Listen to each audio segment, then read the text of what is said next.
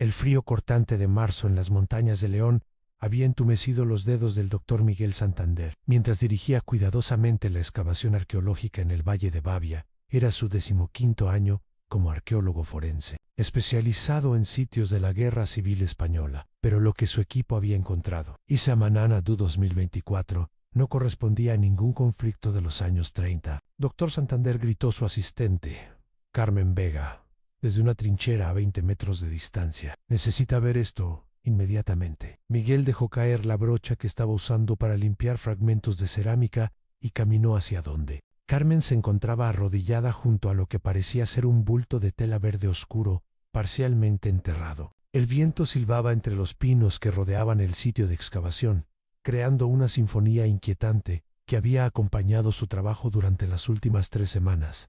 ¿Qué has encontrado?, preguntó Miguel, arrodillándose junto a Carmen. Es un uniforme militar, respondió ella, su voz teñida de excitación y perplejidad, pero no es de la época que estamos excavando. Mire las insignias. Miguel examinó cuidadosamente los restos de tela. Efectivamente, era un uniforme militar español, pero las insignias y el corte de la guerrera correspondían claramente a los años 80, no a la década de 1930.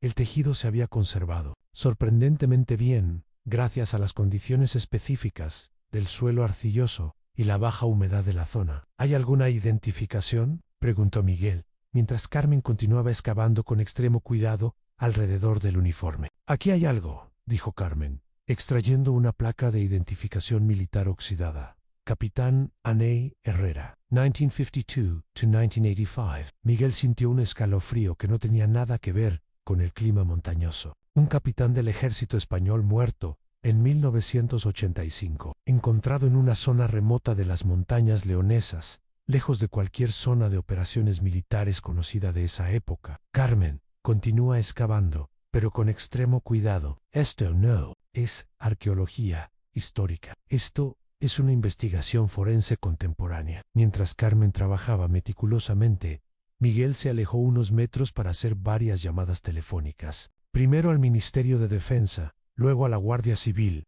y finalmente al Instituto de Medicina Legal. El protocolo para el hallazgo de restos militares contemporáneos era complejo y requería la intervención de múltiples autoridades. 2 horas después, Carmen emitió una exclamación que hizo que Miguel regresara corriendo a la trinchera. «Doctor, hay algo en el bolsillo de la guerrera», dijo, señalando un bulto rectangular que se había preservado dentro del uniforme.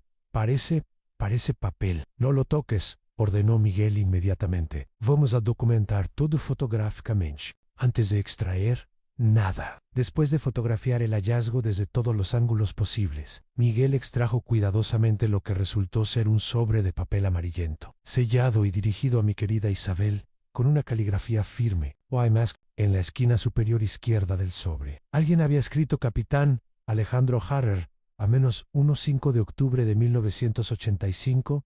«Es una carta», murmuró Carmen. «Una carta que lleva 39 años esperando ser entregada». Miguel sostuvo el sobre contra la luz. Podía distinguir varias páginas en el interior, y la tinta no parecía haberse corrido demasiado. Las condiciones de preservación habían sido casi perfectas. «Esto no nos corresponde a nosotros», dijo Miguel finalmente. «Esta carta tiene destinatario. Necesitamos encontrar a esta Isabel y entregársela». Esa misma tarde, en el cuartel general del ejército en Madrid, la coronel Isabel Herrera Mendoza estaba revisando informes de entrenamiento cuando su asistente, el teniente Morales, golpeó la puerta de su despacho. «Mi coronel», dijo Morales, con una expresión inusualmente seria, «hay 2 oficiales del Ministerio de Defensa que necesitan hablar con usted urgentemente. Dicen que es sobre su padre». Isabel sintió que se le tensaban los músculos del cuello. A los 42 años, había alcanzado un rango impresionante en las Fuerzas Armadas españolas, pero las menciones a su padre siempre la transportaban inmediatamente a cuando tenía 3 años y escuchaba a su madre llorar en secreto por las noches. «Hágalos pasar», dijo, enderezando su uniforme y adoptando la postura militar que había perfeccionado durante 2 décadas de servicio en los 2 oficiales que entraron en su despacho. Eran un coronel Mayo R., llamado Vázquez, y un comandante de apellido Rizan. Ambos llevaban expresiones que Isabel reconoció inmediatamente. Era la cara que ponían los militares cuando tenían que dar noticias difíciles. Coronel Herrera, comenzó Vázquez, tomando asiento cuando Isabel se lo indicó. Esta mañana ha aparecido en una excavación arqueológica en León el uniforme de su padre, el capitán Alejandro Herrera. Isabel sintió como si el aire hubiera sido succionado de la habitación. ¿Su uniforme? Sí, mi coronel Aniconel. Esto. El comandante Ruiz sacó de una bolsa de evidencia el sobre amarillento que habían encontrado en el bolsillo de la guerrera. Es una carta dirigida a usted, Isabel. Miró el sobre como si fuera una serpiente venenosa. Durante 39 años, había vivido con la versión oficial de la muerte de su padre. Han desaparecido en combate durante una operación antiterrorista clasificada en octubre de 1985. Cuerpo nunca recuperado. Heroísmo incuestionable. ¿Han leído la carta?, preguntó. No, mi coronel, respondió Vázquez. Las órdenes fueron muy claras. La carta debe ser entregada directamente al destinatario. Isabel tomó el sobre con manos que intentó mantener firmes. El papel era suave y frágil, y podía sentir el peso de las páginas en el interior. En la esquina superior, la caligrafía de su padre, una caligrafía que reconocía de las pocas cartas y documentos que su madre había conservado. ¿Puedo o necesito un momento a solas?, dijo. Por supuesto, mi coronel. Pero hay algo más que debe saber, añadió Vázquez. El lugar donde se encontró el uniforme está siendo investigado como una posible fosa común. Es posible que haya Ms. Después de que los oficiales se marcharon, Isabel se quedó sola en su despacho, mirando el sobre que había viajado casi 4 décadas para llegar a sus manos. Afuera, el tráfico de Madrid creaba su sinfonía urbana habitual, pero dentro del despacho, el silencio era absoluto. Finalmente, abrió el sobre con extremo cuidado. A mi querida Isabel, si estás leyendo esta carta, significa que algo ha salido terriblemente mal en la operación del 15 de octubre, y que probablemente no volveré a verte crecer, hasta convertirte en la mujer extraordinaria que sé que vas a ser. Escribo esto en mi tienda de campaña, a la luz de una linterna, la noche, antes de una misión que no debería existir. Una misión que va contra todo lo que me enseñaron sobre honor, deber y protección de los inocentes. En Isabel sintió que las lágrimas se agolpaban en sus ojos, pero continuó leyendo. Hija mía, hay cosas que tu madre nunca te podrá contar porque no las sabe, cosas que he mantenido en secreto para protegerla a ella y protegerte a ti. Pero si algo me pasa, necesito que alguien sepa la verdad sobre lo que realmente ocurrió en estas montañas. No voy a morir en una operación antiterrorista legítima. Voy a morir porque me he negado a participar en lo que esencialmente es una ejecución extrajudicial de prisioneros políticos. 3 de mis superiores me han ordenado que elimine sin dejar rastro a 5 detenidos que supuestamente tienen información sobre células terroristas. El problema es que he visto los archivos de estos hombres. No son terroristas, son sindicalistas, periodistas y un sacerdote que ha estado documentando abusos de derechos humanos en el norte de España. Son testigos incómodos, no enemigos del Estado. Isabel dejó de leer y se recostó en su silla, sintiendo como si el mundo se hubiera inclinado. Sabra Suij, su padre, el héroe militar de quien había heredado su vocación de servicio, había muerto porque se había negado a asesinar civiles inocentes. Continuó leyendo. Sus manos temblando ligeramente. He reportado mis preocupaciones a través de los canales apropiados, pero la orden viene de muy arriba. Cuando me negué a cumplirla, el coronel Mendizábal me dijo que había perdido el sentido del deber patrio y que me consideraran un riesgo para la seguridad operacional. A Isabel, que esto va a ser imposible de procesar. Tu papá no va a morir como un héroe en los periódicos. Va a morir porque no pudo disparar contra hombres inocentes que estaban arrodillados con las manos atadas. Ampero, quiero que sepas que estoy en paz con mi decisión. Prefiero morir con mi conciencia limpia que vivir sabiendo que he traicionado todo en lo que creo. En el baúl del desván de casa, bajo la tabla suelta del rincón derecho, hay una caja de metal. Dentro encontrarás copias de todos los documentos relacionados con esta operación en órdenes, archivos de los prisioneros, grabaciones que hice en secreto de las reuniones de planificación. Si algo me pasa, usa esa información para asegurarte de que la verdad salga a la luz algún día. Te amo más de lo que las palabras pueden expresar. Sé fuerte. Sé valiente y recuerda siempre que hacer lo correcto a veces requiere el mayor coraje de todos. En tu papá que te ama, para siempre. Capitán Alejandro Herrera. Andón, cuida de tu madre. Ella no sabe nada de esto. y es mejor que siga siendo así hasta que seas lo suficientemente mayor para decidir qué hacer con esta información. Ana Isabel dobló la carta cuidadosamente y la guardó en el cajón de su escritorio. Durante varios minutos se quedó inmóvil, procesando las implicaciones de lo que acababa de leer en su padre. No había muerto en combate. Había sido asesinado por sus propios compañeros por negarse a cometer un crimen de guerra en algún lugar. Del desván de la casa donde había crecido, había evidencia que podría exponer una conspiración militar que había permanecido oculta durante casi 4 décadas.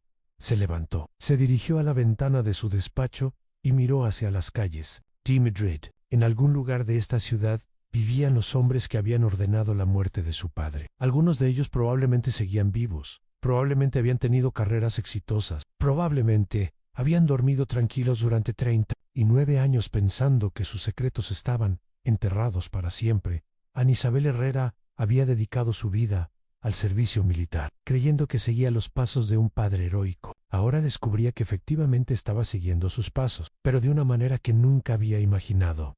Su padre había puesto la justicia por encima de la obediencia ciega. Ahora le tocaba a ella decidir si haría lo mismo. Tomó su teléfono y marcó un número que conocía de memoria. Mamá, soy Isabel. Necesito venir a casa esta noche. Hay algo importante que tenemos que hablar. La casa familiar en el barrio madrileño de Arturo Soria parecía más pequeña de lo que Isabel recordaba de su infancia. Carmen Herrera Mendoza, ahora de 65 años, había mantenido la propiedad en perfecto estado durante las 4 décadas que había vivido allí como viuda, pero Isabel podía ver en los detalles la pintura ligeramente desgastada, los muebles que no se habían actualizado desde los 80, que el peso de los años había dejado su marca. ¿Estás segura de que no quieres cenar algo antes?, preguntó Carmen mientras subían las escaleras hacia el segundo piso.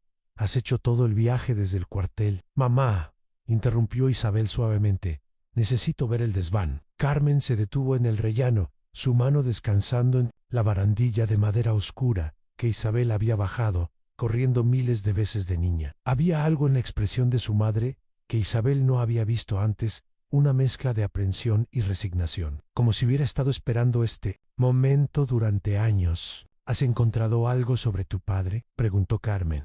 Su voz apenas un susurro. Ana Isabel sacó la carta de su bolso militar y se la mostró a su madre. Carmen la miró como si fuera una reliquia sagrada. Encontraron su uniforme en las montañas de León, explicó Isabel.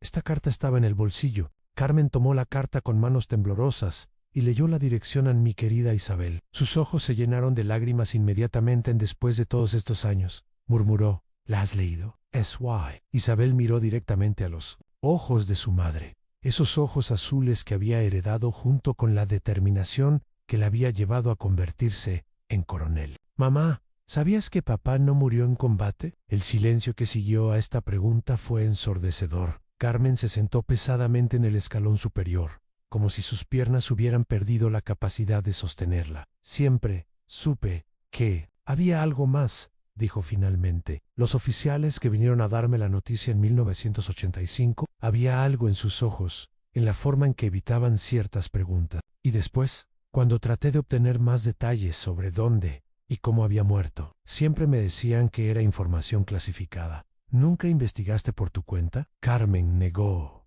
con la cabeza. Isabel, tienes que entender cómo era la España de 1985. Llevábamos solo 10 años en democracia. El ejército seguía siendo una institución que no se cuestionaba. Una viuda de militar no hacía preguntas incómodas sobre operaciones clasificadas. Isabel se sentó junto a su madre en la escalera. Pero sospechaste. Sospeché, admitió Carmen, especialmente después de que vendieran la casa. ¿Qué casa? 3 meses después de la muerte de tu padre. Unos hombres muy bien vestidos vinieron a ofrecerme una cantidad ridículamente alta por esta casa. Decían que representaban a una empresa inmobiliaria que quería desarrollar toda la manzana.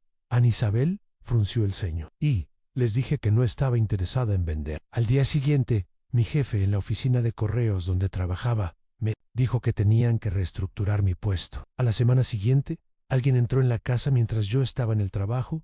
¿Qué se llevaron? Esa es la cosa extraña, dijo Carmen, levantándose y dirigiéndose hacia la puerta del desván. No se llevaron nada de valor, ni las joyas, ni el dinero que tenía guardado, ni el televisor. Pero revolvieron el escritorio de tu padre, y él, desván en Isabel sintió que su pulso se aceleraba. ¿Encontraron lo que buscaban? Carmen sonrió tristemente. No lo sé, pero tu padre era un hombre muy previsor. Si escondió algo en esta casa, lo escondió muy bien. Subieron al desván por una escalera de madera que crujía bajo su peso. El espacio era pequeño y estaba lleno de cajas, muebles cubiertos con sábanas, y el tipo de objetos que se acumulan en los desvanes de las familias durante décadas. Olía a polvo y a tiempo detenido. El rincón derecho, murmuró Isabel, recordando las instrucciones de la carta de su padre en C. Dirigieron hacia el rincón donde Isabel encontró efectivamente una tabla del suelo que se veía ligeramente diferente. Taylor Stein, al presionarla, se dio hacia abajo, revelando que no estaba completamente clavada. Ayúdame, le dijo a su madre.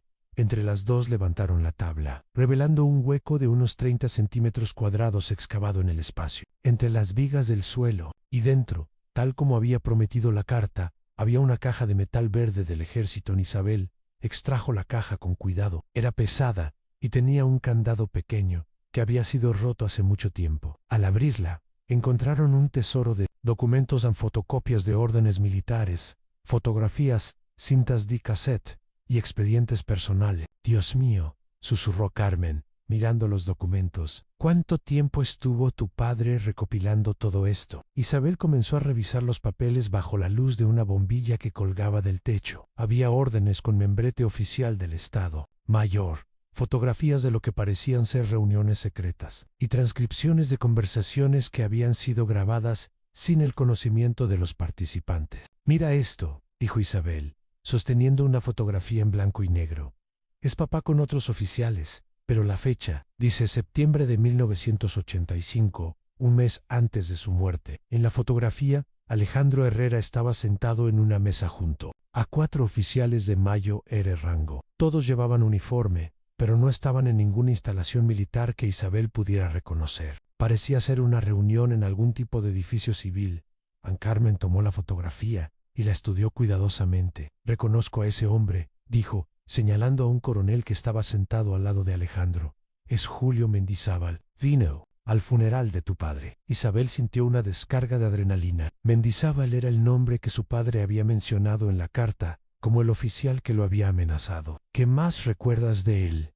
Era intimidante, recordó Carmen. Me dijo que tu padre había sido un verdadero patriota y que su sacrificio nunca sería olvidado por quienes conocían la verdad. En ese momento pensé que se refería a los detalles clasificados de la operación, pero ahora suena como una amenaza velada. Completó Isabel. Continuaron revisando el contenido de la caja. Había expedientes de 5 hombres: San Miguel Santos Sindical está, Fernando Ruiz Period está, Padre Antonio Vega sacerdote, Carlos Mendoza profesor universitario, y David Herrero, abogado laboral está. Todos los expedientes tenían una marca roja que decía eliminación autorizada, Operación Silencio. Estos son los hombres que papá se negó a matar, murmuró Isabel. Carmen leyó por encima del hombro de su hija.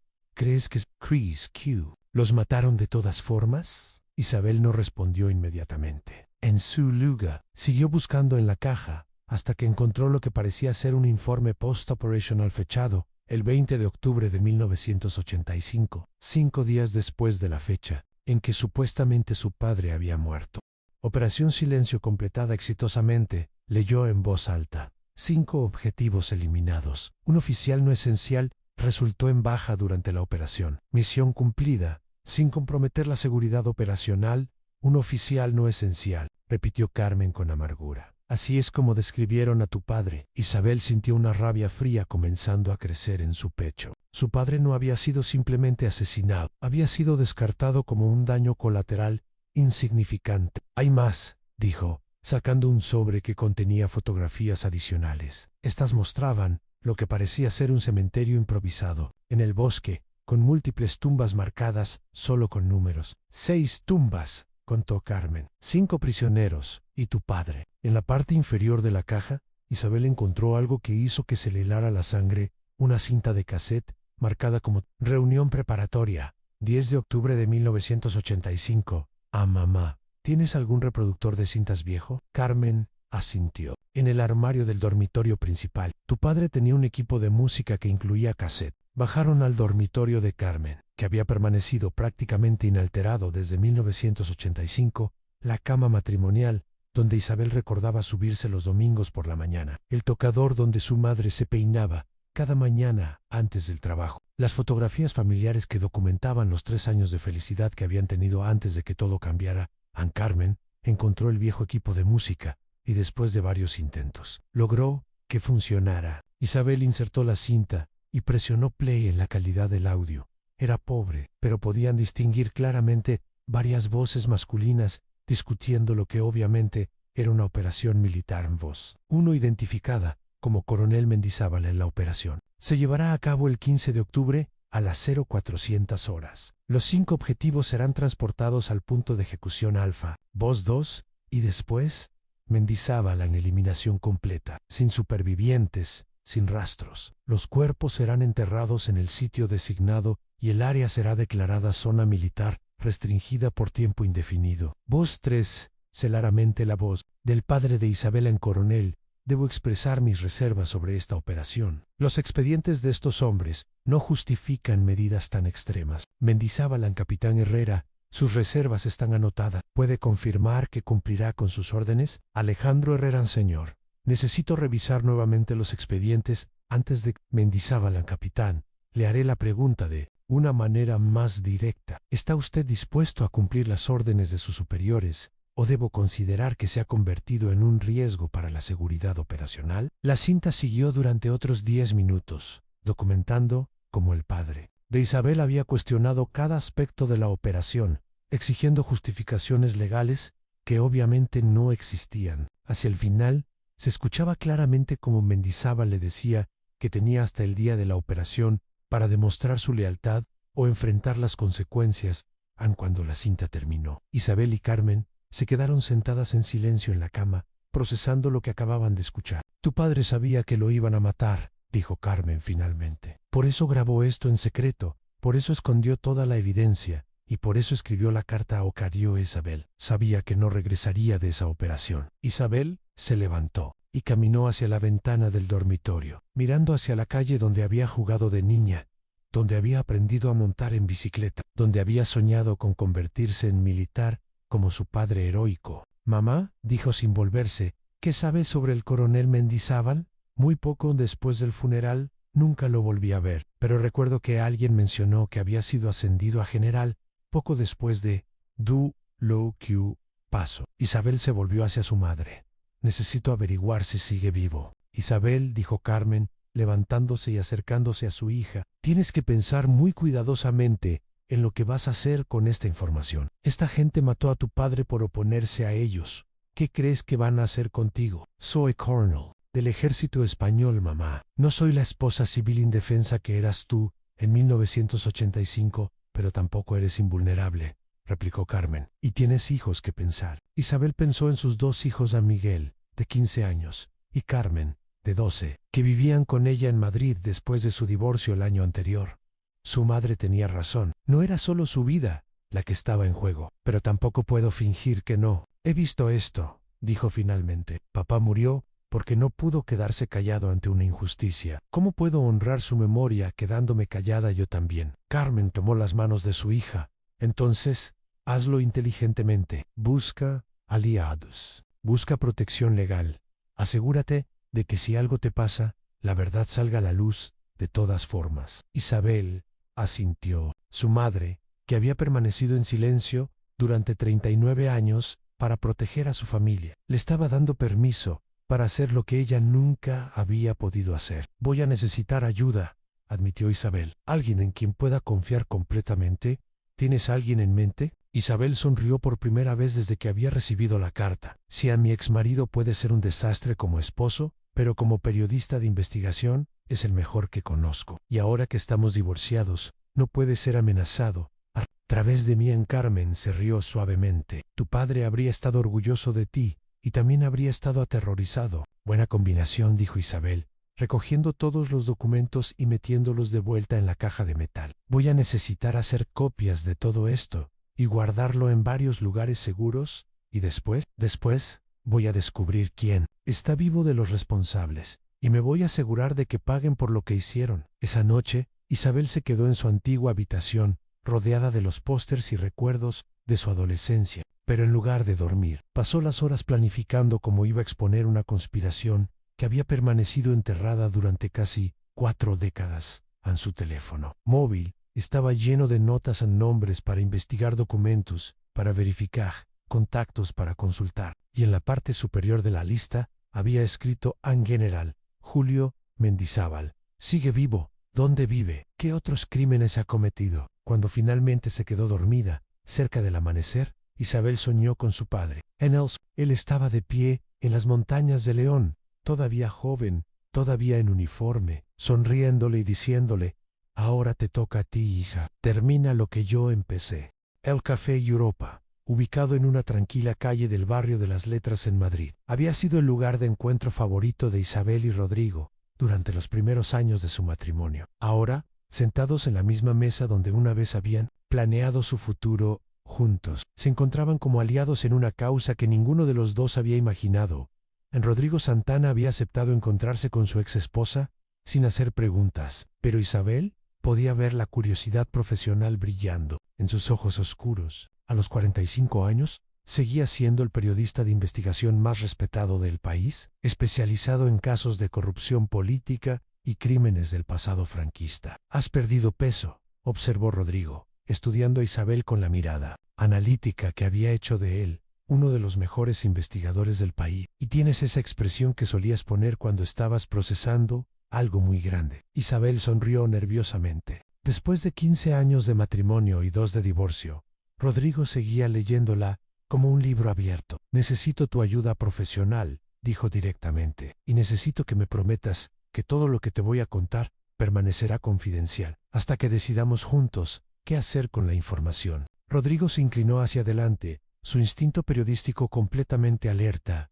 ¿De qué estamos hablando? Isabel sacó de su bolso una carpeta que contenía copias de algunos de los documentos más importantes que había encontrado en el desván de una ejecución extrajudicial, ordenada por oficiales del ejército español en 1985, de 5 civiles inocentes asesinados por negarse a confesar crímenes que no habían cometido, y del asesinato de mi padre por negarse a participar. El rostro de Rodrigo cambió inmediatamente. La expresión casual se desvaneció, reemplazada por la concentración intensa que Isabel había visto miles de veces cuando él estaba trabajando en una historia importante. Isabel, ¿estás segura de lo que estás diciendo? En lugar de responder, Isabel le entregó la carpeta. Durante los siguientes 20 minutos, Rodrigo leyó en silencio, ocasionalmente, silbando suavemente o murmurando. Joder, cuando llegaba a las partes más impactantes. Esto es enorme, dijo finalmente,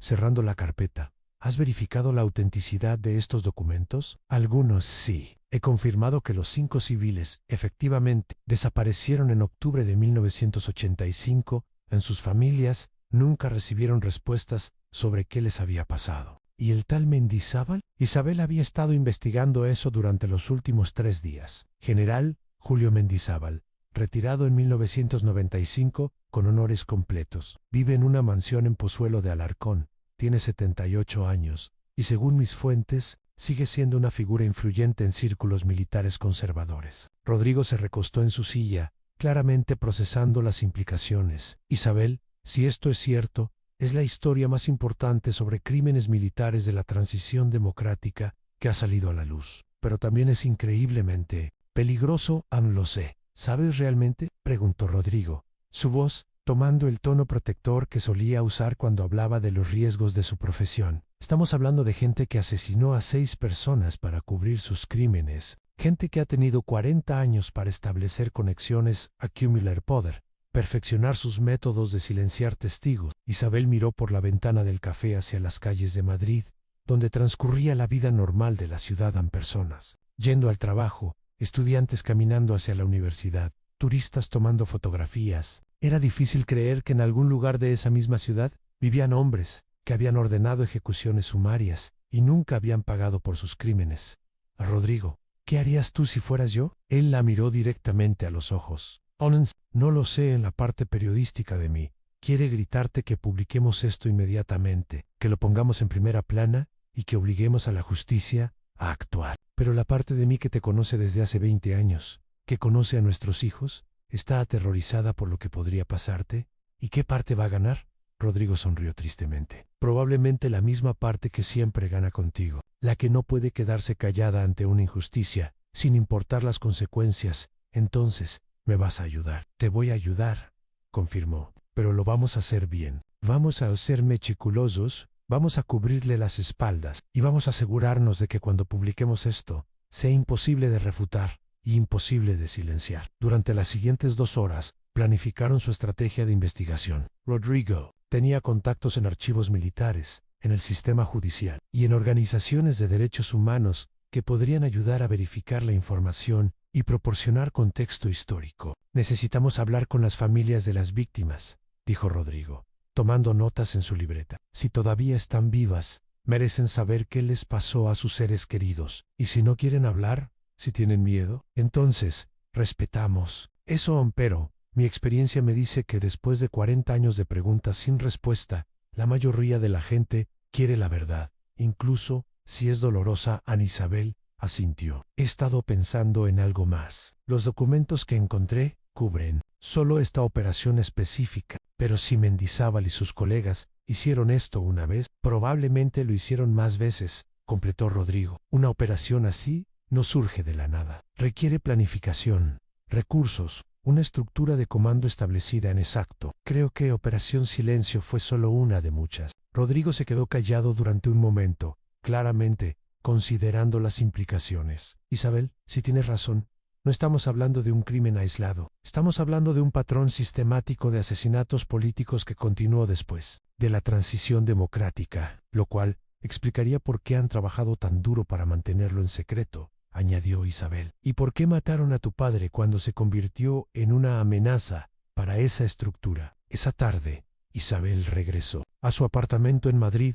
con una mezcla de determinación y ansiedad. Sus hijos, Miguel y Carmen, estaban haciendo deberes en sus respectivas habitaciones, y la normalidad doméstica contrastaba dramáticamente con la magnitud de lo que había descubierto Miguel. Su hijo de 15 años bajó a la cocina mientras ella preparaba la cena. «Mamá, ¿estás bien?», preguntó, con esa perspicacia que los adolescentes a veces muestran. «Has estado muy distante los últimos días». Isabel miró a su hijo, que había heredado los ojos oscuros de su padre y la determinación de ambos lados de la familia. ¿Cómo le explicaba que había descubierto que su abuelo había sido asesinado por sus propios compañeros de armas? «Estoy bien, cariño, solo trabajando en algo complicado, relacionado con el abuelo Alejandro». Isabel se detuvo, sorprendida. «¿Por qué preguntas eso?». Miguel se encogió de hombros. «La abuela Carmen llamó esta mañana. Sonaba como si hubiera estado llorando. Y tú has estado sacando fotos viejas del abuelo toda la semana». Isabel se dio cuenta de que había subestimado la capacidad de observación de su hijo. «Miguel, ¿qué te ha contado tu padre sobre el abuelo Alejandro?». «No, solo que era militar, que murió cuando eras pequeña, y que era un héroe». Miguel la miró con curiosidad. «¿Por qué? ¿Hay algo más que debería saber?». Isabel tomó una decisión que sabía que podría complicar todo. «Siéntate, Yankee. Hay algunas cosas sobre tu abuelo que acabo de descubrir, y creo que eres lo suficientemente mayor para saberlas». Durante los siguientes 30 minutos, Isabel le contó a Miguel una versión simplificada, pero honesta de lo que había encontrado. Le habló sobre la carta, sobre los documentos en el desván, sobre la verdadera razón por la que su abuelo había muerto. Miguel escuchó en silencio, sus expresiones cambiando de curiosidad a asombro a indignación. «Entonces el abuelo murió porque no quiso asesinar gente inocente», dijo finalmente. «Cian y los hombres que lo mataron nunca fueron castigados». No, Miguel se quedó callado durante varios minutos, claramente procesando la información. «Chiet, vas a Hayes. Voy a tratar de asegurarme de que la verdad salga a la luz, pero va a ser peligroso y va a ser complicado. ¿Necesitas ayuda?». Isabel sonrió, sintiendo una oleada de orgullo por la madurez de su hijo. «Lo que necesito es que entiendas que las próximas semanas van a ser difíciles. Puede que tengamos que tomar precauciones extra, puede que tengamos que cambiar nuestra rutina. ¿Crees que alguien va a tratar de lastimarnos?». Isabel había estado evitando esa pregunta, pero sabía que no podía mentirle a Miguel. «No lo sé. No, espero que no. Pero la gente que hizo esto ha mantenido el secreto durante 40 años, y pueden no estar contentos de que alguien lo esté». Miguel asintió con una seriedad que hizo que Isabel se diera cuenta de que su hijo estaba creciendo muy rápido. Mamá, creo que deberías hacerlo de todas formas. ¿Por qué? Porque el abuelo hizo lo correcto, incluso cuando sabía que le iba a costar la vida. Si tú no haces nada ahora, es como si hubiera muerto por nada. Esa noche, después de que los niños se hubieran ido a dormir, Isabel recibió una llamada. Hey Rodrigo, he estado haciendo algunas llamadas discretas, dijo. Tengo buenas y malas noticias, andaime las malas primero. El general Mendizábal no solo está vivo, sino que sigue siendo influyente. Tiene conexiones en el Ministerio de Defensa, en el CESID, y aparentemente organiza reuniones regulares de veteranos en su casa. Y las buenas noticias. He encontrado a alguien dispuesto a hablar. Fernando Ruiz tenía un hermano menor, Carlos, que tenía 12 años cuando Fernando desapareció. Ahora es abogado de derechos humanos en Barcelona y ha estado buscando respuestas sobre su hermano durante toda su vida adulta. Isabel sintió una mezcla de esperanza y aprensión. ¿Quiere reunirse con nosotros? Puede estar aquí mañana por la tarde. Isabel, ¿hay algo más? ¿Qué? Carlos Ruiz me dijo algo interesante. Dice que durante todos estos años ha tenido la sensación de que alguien lo estaba vigilando. Nada obvio, pero pequeñas cosas. Su correo llegaba abierto ocasionalmente. Su teléfono hacía ruidos extraños. Veía los mismos coches aparcados cerca de su oficina. ¿Crees que están vigilando a las familias de las víctimas? Es posible, lo cual significa que probablemente van a saber muy pronto que estamos investigando, si no lo saben ya. Isabel miró por la ventana de su apartamento hacia las luces nocturnas de Madrid. En algún lugar de esa ciudad, hombres que habían asesinado a su padre estaban viviendo sus vidas tranquilamente, sintiéndose seguros de que sus secretos permanecerían enterrados para siempre. Rodrigo dijo, creo que es hora de acelerar nuestro calendario. ¿Qué tienes en mente? Mañana, después de hablar con Carlos Ruiz, vamos a hacer una visita no anunciada al general Mendizábal a Isabel. ¿Estás loca? No podemos simplemente presentarnos en su casa y acusarlo de asesinato. No vamos a acusarlo de nada. Vamos a preguntarle cortésmente si recuerda a mi padre, y vamos a observar su reacción. Tú eres periodista, sabes leer a la gente. Rodrigo suspiró audiblemente. Esto va contra todos mis instintos profesionales, pero lo vas a hacer. Lo voy. Pero si salimos corriendo de ahí con tiros detrás, te voy a recordar que fue tu idea. Isabel se rió por primera vez en días. Trotoek, después de colgar. Isabel pasó otra noche sin dormir, esta vez planificando exactamente qué les iba a preguntar al hermano de una víctima y al hombre que había ordenado la muerte de su padre. Al día siguiente, todo cambiaría. La investigación pasaría de ser teórica a personal, de documentos en cajas a confrontaciones cara a cara con gente que tenía mucho que perder. Si la verdad salía a la luz, Isabel se quedó dormida cerca del amanecer, soñando nuevamente con su padre, pero esta vez él no estaba solo. Estaba acompañado por 5 hombres que no reconocía, pero que sabía que eran Miguel Santos, Fernando Ruiz, Padre Antonio Vega, Carlos Mendoza y David Herrero. Todos la miraban con expectativa, como si estuvieran esperando que ella terminara algo que habían empezado hace casi 4 décadas. Carlos Ruiz tenía 52 años, pero sus ojos reflejaban el cansancio de alguien que había llevado el peso de preguntas sin respuesta durante la mayor parte de su vida. Cuando se encontró con Isabel y Rodrigo en un café cerca de la estación de Atocha, lo primero que hizo fue mostrarles una fotografía desgastada de él y su hermano Fernando. Tenía 12 años cuando Fernando desapareció, dijo Carlos, su voz cargada de emoción contenida. Era mi héroe. 10 años mayor que yo, periodista brillante, siempre luchando por los que no tenían voz.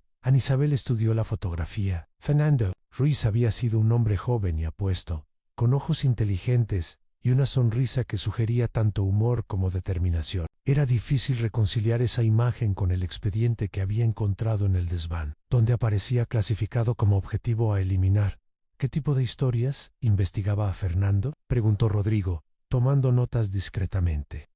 Corrupción sindical y abusos policiales, respondió Carlos, pero en los meses antes de desaparecer, estaba trabajando en algo más grande, algo relacionado con operaciones militares no autorizadas en el norte de España. Isabel intercambió una mirada significativa con Rodrigo. ¿Mencionó nombres específicos? Carlos asintió. Recuerdo que una noche, pocas semanas antes de desaparecer, Estaba en casa revisando documentos. Yo estaba haciendo deberes en la mesa de la cocina y lo escuché hablando por teléfono con alguien. Mencionó el nombre Mendizábal varias veces. ¿Estás seguro de ese nombre?, preguntó Isabel, sintiendo que su pulso se aceleraba. Completamente seguro. Era un nombre extraño para mí entonces, así que se me quedó grabado. Carlos continuó contándoles los detalles que recordaba de los últimos días de su hermano. Fernando había estado nervioso, mirando constantemente por encima del hombro, diciendo que sentía que lo estaban siguiendo la noche antes de desaparecer. Había empacado algunos documentos importantes y se los había dado a un amigo para que los guardara. ¿Sabes qué pasó con esos documentos?, preguntó Rodrigo. El amigo de Fernando, un fotógrafo llamado Tomás Herrera, fue encontrado muerto en su apartamento 3 días después de que Fernando desapareciera. La policía dijo que había sido un robo, pero no se llevaron nada de valor, y los documentos que Fernando le había dado habían desaparecido. Ana Isabel sintió un escalofrío. El patrón era claro. No solo habían eliminado a los objetivos principales, sino también a cualquiera que pudiera tener evidencia comprometedora. Carlos, dijo Isabel suavemente, tengo que enseñarte algo. Le mostró el expediente de Fernando que había encontrado en la caja de su padre. Carlos lo leyó en silencio, sus manos temblando ligeramente. Eliminación autorizada, murmuró finalmente. Después de 40 años, finalmente sé qué le pasó a mi hermano. ¿Cómo te sientes?, preguntó Rodrigo. Carlos cerró el expediente y miró a Isabel directamente el aliviado. Durante décadas me he preguntado si Fernando se había fugado, si había tenido un accidente, si había hecho algo de lo que se avergonzaba. Saber que murió porque estaba haciendo su trabajo, porque estaba tratando de exponer la corrupción. Eso le da sentido a su muerte. ¿Estarías dispuesto a hablar públicamente sobre esto?, preguntó Isabel. Sí, respondió Carlos sin dudar. Pero no solo por Fernando. Durante todos estos años, trabajando como abogado de derechos humanos, he encontrado docenas de casos similares. Desapariciones de periodistas, activistas, sindicalistas durante los años 80 y 90. Casos que nunca fueron investigados adecuadamente. ¿Crees que todos están conectados?, preguntó Rodrigo. Sí, dijo Carlos, y creo que lo que ustedes han encontrado es solo la punta del iceberg. Después de despedirse de Carlos, Isabel y Rodrigo se dirigieron a Pozuelo de Alarcón, donde vivía el general Mendizábal. El viaje en coche les dio tiempo para afinar su estrategia. Recuerda, dijo Rodrigo mientras conducía por las calles residenciales, llenas de mansiones, somos visitantes cordiales. Tú eres la hija de un oficial caído que quiere saber más sobre el servicio de su padre. Yo soy tu amigo periodista que está escribiendo un artículo sobre veteranos militares. ¿YC sospecha? Entonces, improvisamos. Pero mi experiencia me dice que la gente culpable a menudo se traiciona a sí misma cuando se sienten seguros. La casa del general Mendizábal era imponente en una mansión de estilo colonial rodeada de jardines, perfectamente mantenidos y una verja de hierro forjado. Había un Mercedes-Benz último modelo en el garage circular, y todo en la propiedad gritaba éxito y poder. A Isabel presionó el timbre del portón, sintiendo que su corazón latía tan fuerte que estaba segura de que Rodrigo podría escucharlo en una voz mayor, pero firme, respondió a través del intercomunicador. ¿Quién es? General Mendizábal. Soy la coronel Isabel Herrera, hija del capitán Alejandro Herrera. Me gustaría hablar con usted sobre mi padre, si tiene tiempo. Hubo una pausa larga, y Isabel se preguntó si Mendizábal simplemente iba a colgar.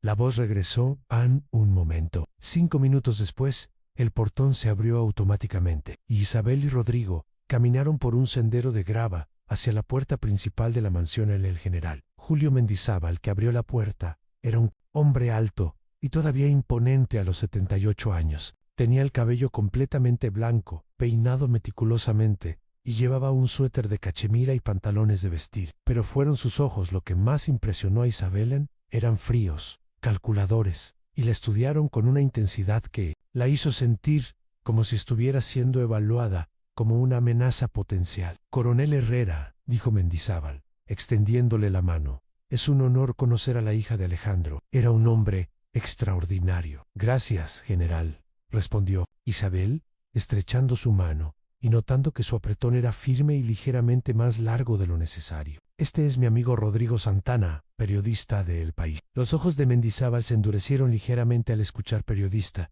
pero mantuvo su sonrisa cortés. Por favor, Pasen, estaba tomando té en el jardín trasero. A través de una casa decorada, con un gusto exquisito, pero impersonal, a muebles antiguos, alfombras pursis, pinturas de paisajes españoles, las paredes estaban cubiertas de fotografías militares, diplomas, y con decoraciones que documentaban una carrera militar larga y exitosa. El jardín trasero era tan impresionante como el resto de la propiedad en césped, perfectamente cortado, elaboradamente podados, y una terraza de piedra, con muebles de jardín elegantes, donde estaba servido el té. ¿Cómo puedo ayudarla, coronel?, preguntó Mendizábal una vez que estuvieron sentados. A Isabel había ensayado esta parte, pero ahora que estaba cara a cara con el hombre que había ordenado la muerte de su padre, las palabras preparadas se sintieron inadecuadas. General, he estado tratando de aprender más sobre las circunstancias de la muerte de mi padre. Los archivos oficiales son escasos. Las operaciones de esa época estaban altamente clasificadas, respondió Mendizábal. Suavemente, su padre murió sirviendo a España en una misión importante, pero sensible. ¿Puede decirme algo más específico sobre esa misión? Mendizábal tomó un sorbo de té, claramente considerando cuánto revelar. Su padre estaba involucrado en operaciones antiterroristas en el norte. Era trabajo peligroso, pero vital para la seguridad nacional. ¿Recuerda los detalles específicos de la operación en la que murió?, preguntó Rodrigo. Manteniendo un tono casual, Mendizábal lo miró con más atención. ¿Está usted escribiendo un artículo sobre esto, señor Santana? Estoy investigando un artículo más amplio sobre veteranos militares de los años 80, mintió Rodrigo suavemente. Historias de heroísmo que merecen ser contadas. Comprendo, dijo Mendizábal, pero Isabel pudo ver que no estaba completamente convencida. Sin embargo, incluso después de todos estos años, hay aspectos de esas operaciones que siguen siendo sensibles. Isabel decidió presionar un poco más. General, encontré algunos documentos personales de mi padre que sugieren que tenía reservas sobre algunas de las operaciones en las que participó. Por primera vez, la expresión de Mendizábal cambió. Fue sutil, una ligera tensión alrededor de los ojos, un endurecimiento casi imperceptible de la mandíbula, pero Isabel lo notó. Su padre era un soldado consciente, dijo cuidadosamente. Es natural que un hombre ético tenga preguntas sobre las operaciones más complejas. ¿Operaciones complejas? Coronel Herrera, dijo Mendizábal, su voz tomando un tono ligeramente más frío. Estoy seguro de que usted, en su posición actual, comprende que hay aspectos del servicio militar que requieren decisiones difíciles. Isabel sintió que estaban en territorio peligroso, pero decidió arriesgar una pregunta más directa. ¿Recuerda específicamente la Operación Silencio? El cambio en Mendizábal fue inmediato y dramático. Su té se detuvo a medio camino hacia sus labios, sus ojos se endurecieron, y durante unos segundos, la máscara de cortesía desapareció completamente.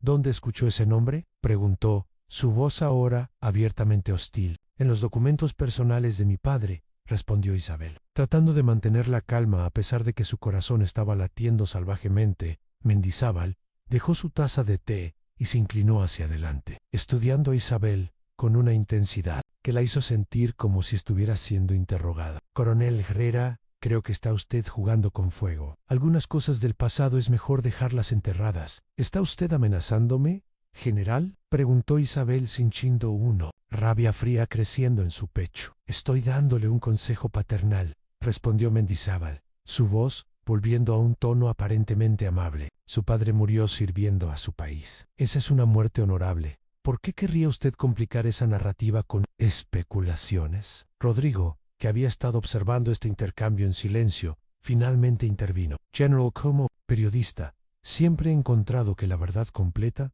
es preferible a las verdades parciales. Mendizábal se volvió hacia Rodrigo con una sonrisa que no llegaba a sus ojos. Señor Santana, en mi experiencia, los periodistas que buscan ciertas verdades a veces encuentran que la búsqueda puede ser peligrosa. ¿Eso es una amenaza?, preguntó Rodrigo directamente. Es una observación, respondió Mendizábal, levantándose de su silla. Creo que esta conversación ha llegado a su fin. Isabel también se levantó, sacando la fotografía que había encontrado en el desván. General, ¿reconoce esta fotografía? Mendizábal miró la imagen de él mismo, sentado junto al padre de Isabel, en septiembre de 1985, y por primera vez perdió completamente la compostura. ¿Dónde consiguió eso?, demandó, Intentando tomar la fotografía, Ana Isabel la retiró antes de que pudiera alcanzarla. Estaba en los archivos personales de mi padre, junto con muchas otras cosas interesantes. Mendizábal los miró durante un largo momento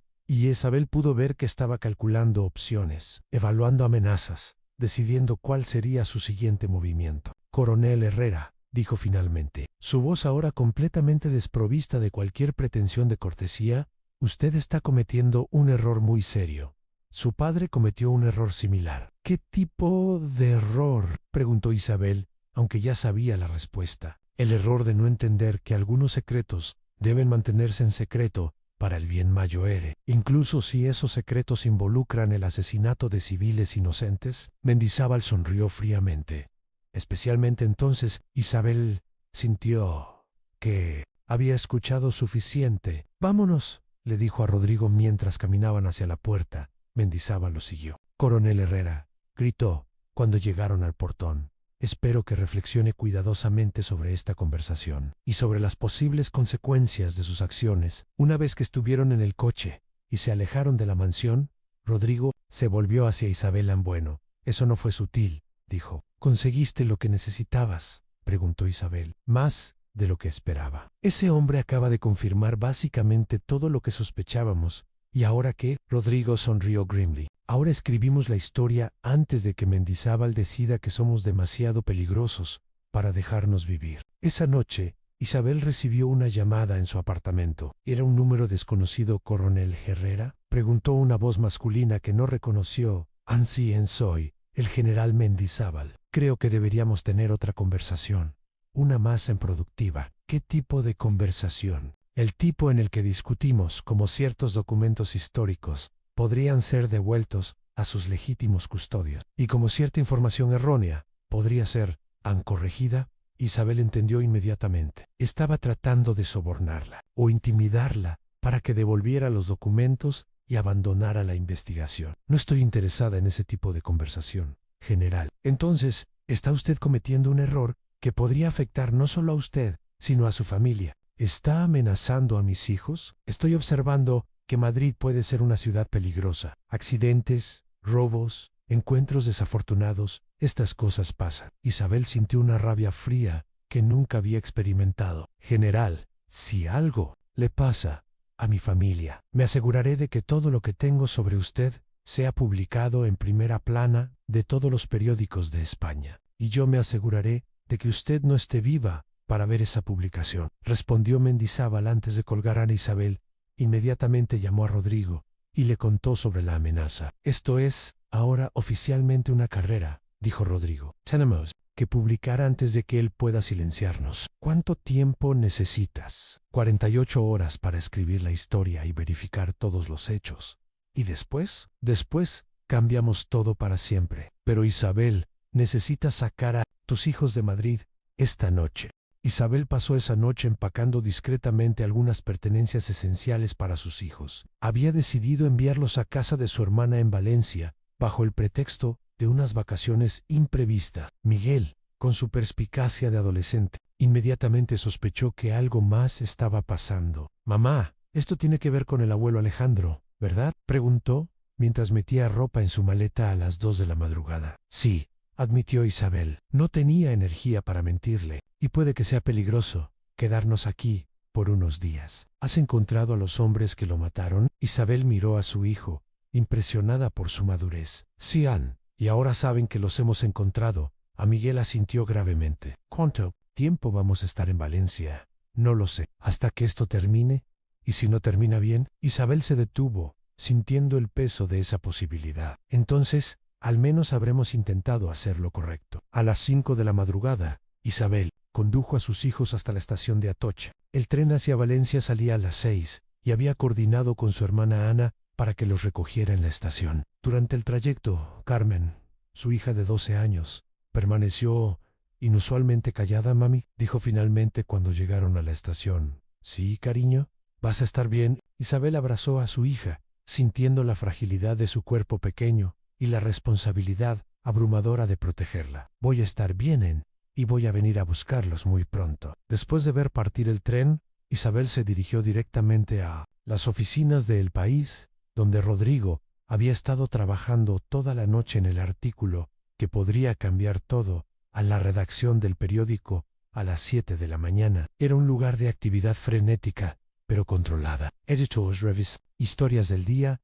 corresponsales enviando artículos desde otras ciudades. El zumbido constante de una máquina de noticias que nunca dormía. Isabel encontró a Rodrigo en su cubículo, rodeado de documentos, fotografías y múltiples borradores de su artículo. ¿Cómo va?, preguntó, sentándose en la silla junto a su escritorio. Ya tengo 90% del artículo escrito, respondió Rodrigo, señalando hacia las páginas que cubrían su escritorio. Pero necesito verificar algunos detalles más antes de que podamos publicar.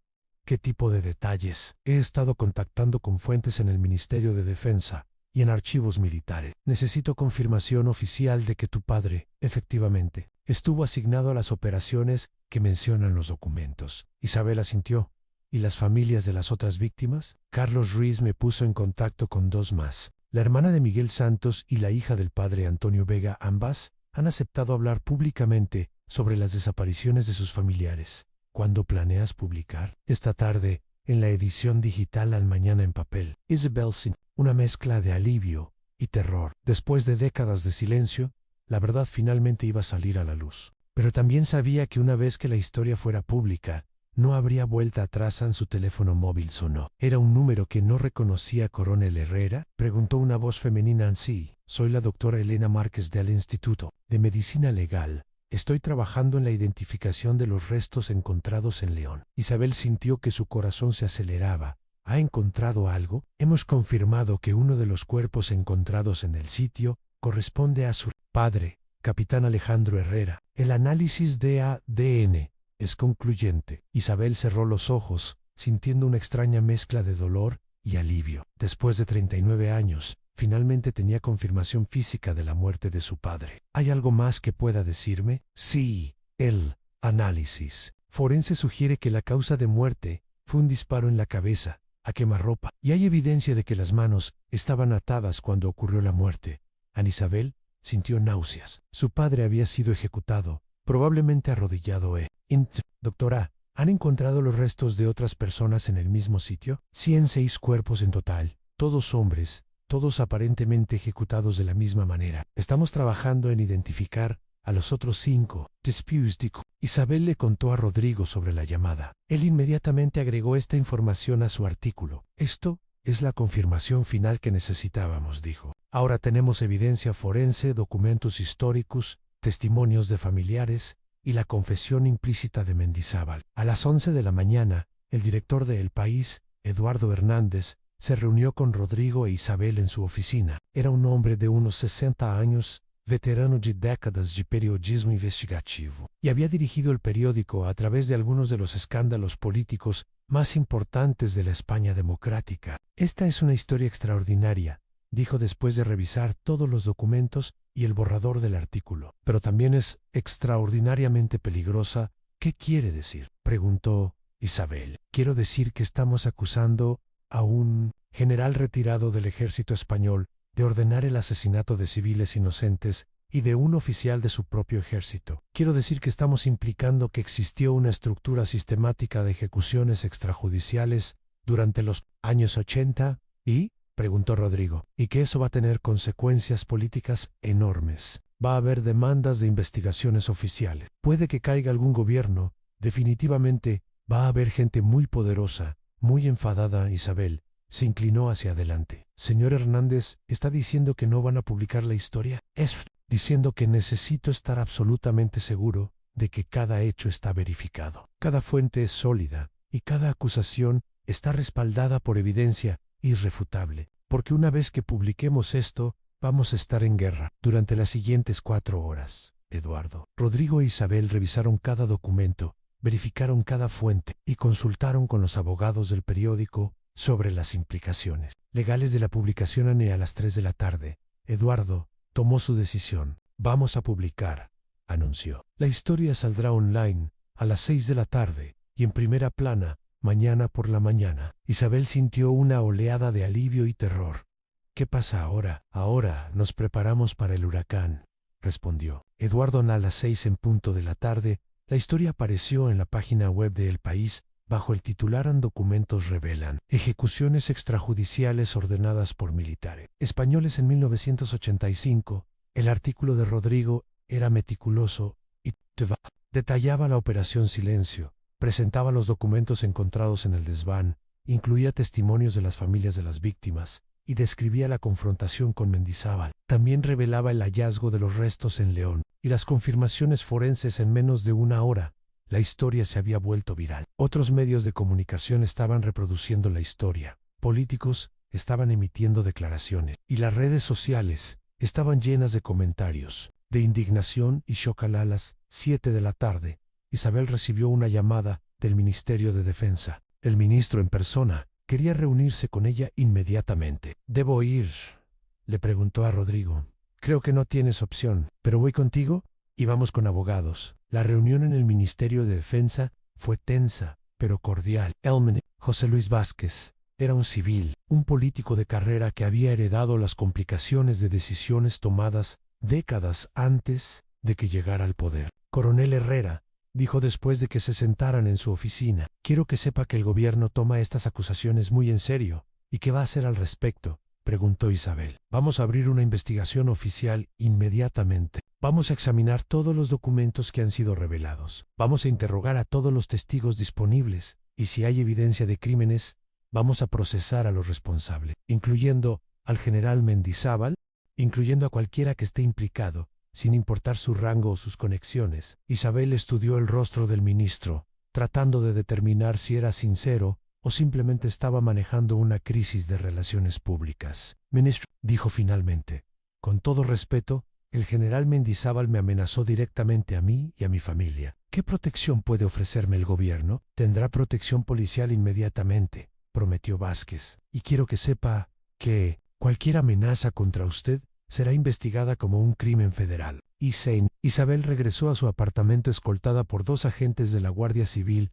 Los medios de comunicación ya estaban apostados fuera de su edificio, y tuvo que abrirse paso entre reporteros que gritaban preguntas sobre su padre, sobre los documentos, sobre sus planes futuros. Una vez dentro de su apartamento vacío, sin sus hijos, la casa se sentía fantasmal. Isabel se sentó en su sofá y encendió la televisión. La historia estaba dominando las noticias. Expertos en asuntos militares, historiadores, políticos, todos estaban debatiendo las implicaciones de lo que había sido revelado en uno de los canales. Vio a Mendizábal dando una entrevista telefónica desde su casa. Todo esto son acusaciones infundadas de una mujer que obviamente está buscando venganza por la muerte heroica de su padre, decía con su voz fría y controlada. Los documentos son fabricaciones obvias y cualquier investigación seria confirmará esto. Isabel sintió rabia, pero también satisfacción. Mendizábal estaba en modo defensivo, y eso significaba que la historia había golpeado donde dolían. Su teléfono sonó. Era Carlos Ruiz, llamando desde Barcelona. Isabel,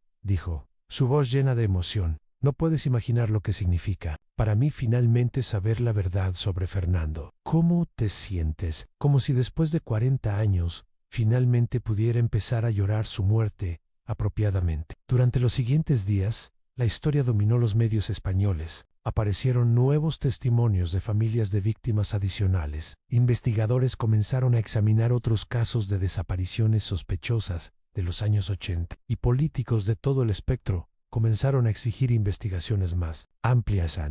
El general Mendizábal fue arrestado el jueves por la mañana en su casa de Pozuelo de Alarcón. Las imágenes de él siendo escoltado por la Guardia Civil, todavía en pijama y bata, se convirtieron en la imagen icónica de la caída de un hombre que había pensado que estaba por encima de la ley.